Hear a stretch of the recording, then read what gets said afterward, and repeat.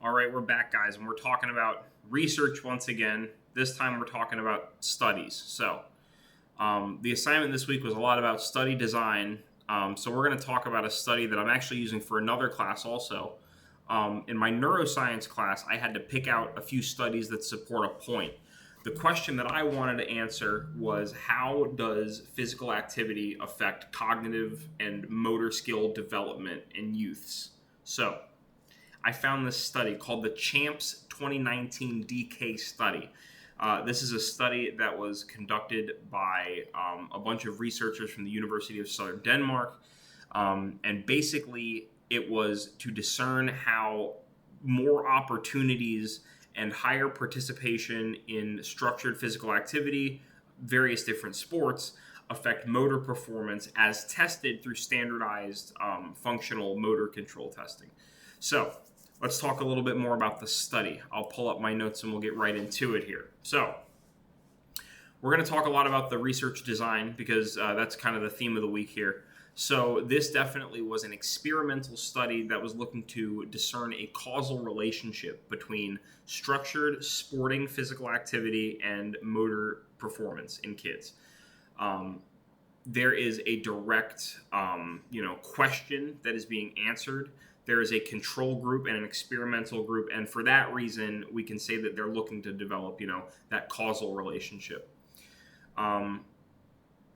The design influences the bias. This was one of the major points from the video. So I think the big bias in this, and this is more an ethical thing than anything, is that the physical activity opportunities that were being reported on and were being offered were voluntary. Now, of course they were, because you can't mandate people to go do sports if they don't want to. However, it would give you a clearer statistical picture of how that stuff all plays into each other and how it all works out. So again, it is definitely a bias that the people who reported the highest on the motor skill testing at the end of the 30-month assessment period were also the same people that wanted to participate in sports the most and volunteered for the most things. So again, that might have a little bit of a bias where maybe we want to actually discern for people who don't enjoy physical activity what these opportunities represent in terms of improving their cognitive ability. But again, a different question for a different day. So again, this is an experimental study because there's a direct intervention, there's a direct control group. The group that was experimental, they were offered an additional 270 minutes per week of physical activity opportunities. For a 30-month period, they were offered these additional opportunities, and every Sunday they were mandated to text in and report how many times their child participated in physical activity that week, how many of those sessions they did, what the level of the sessions were, and what the sport is that they were participating in.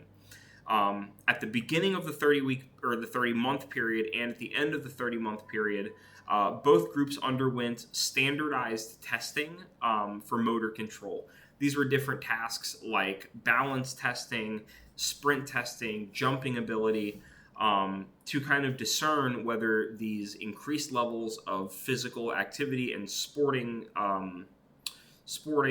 participation would lead to higher motor function. Across the board, in every sport, if the extra opportunities were taken and people participated in more physical activity, across the board, it showed good improvements for cognitive function. The highest variance was soccer, which, funny enough, actually showed a very wide variance where there was some very good responders, and also some that seemed to decrease in motor score, which again, who knows how sports could actually make you decrease in motor score, or if there was some kind of, performance anxiety during the testing or something like that, but, some confounding result. But yeah, in terms of the validity and accuracy of it, I think this is definitely because the physical activity is standardized and it's used across the entire kind of European continent for testing motor skills. Because of that, it's very reliable, it's very valid, it's very accurate. None of these things the researchers were making up. All of this stuff is based on existing research and existing testing metrics.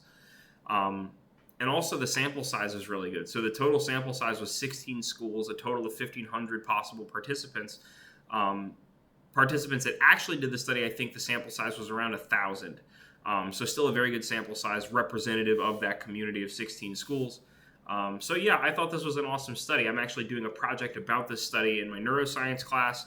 I'd like to hear your guys' thoughts, and I'd also like to hear the research that you guys picked out to talk about. So I'll see you in the next video. Thanks for listening.